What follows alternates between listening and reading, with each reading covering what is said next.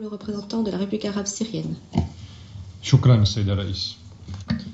Merci Madame la Présidente. Je voudrais vous remercier d'avoir pris l'initiative de tenir cette séance importante qui constitue un prolongement à l'élan auquel nous assistons aujourd'hui sur la scène internationale, à l'initiative de quelques partis et qui vise à combattre le terrorisme, un terrorisme que nous avons été les premiers à dénoncer, que nous avons appelé à combattre et à éradiquer avant qu'il ne s'étende et avant que les autres ne prennent conscience de ces dangers après un long retard.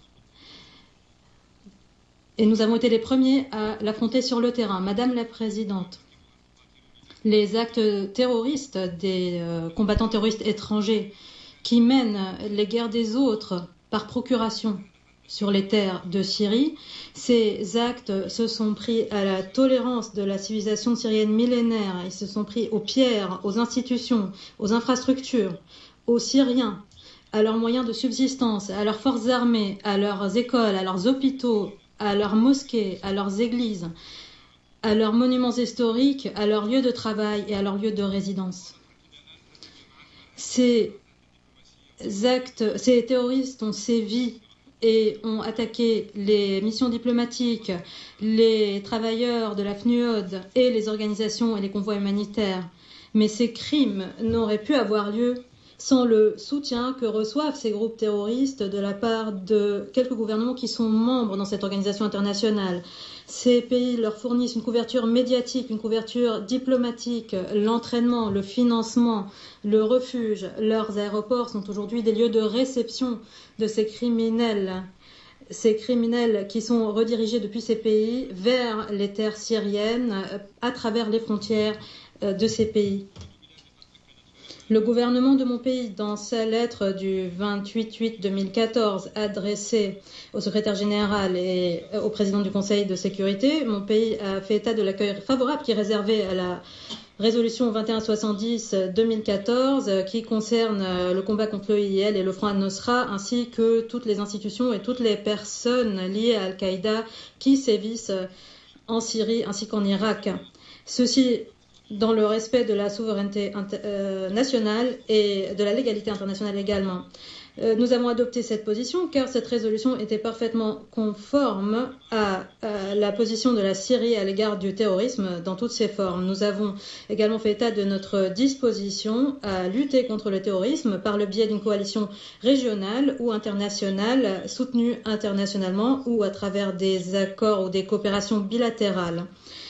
Nous combattons le terrorisme que représente l'EIL ainsi que le Front al-Nosra et d'autres groupes terroristes que le comité de la résolution 1627 n'a pas cité dans sa liste en raison de l'opposition de certains pays. Par exemple, le Front islamique ne figure pas dans cette liste. Nous poursuivons fermement cette guerre que nous menons depuis des années contre le terrorisme takfiriste sous toutes ses formes et nous soutiendrons tout effort international sincère qui vise à combattre le terrorisme sous toutes ses formes et sous toutes ses appellations. Mais ceci doit se faire dans le respect de la vie des civils innocents, dans le respect de la souveraineté nationale et conformément à la légalité internationale. Nous affirmons ici que la participation d'Israël à la coalition contre l'EIL nuit à la crédibilité de cette coalition.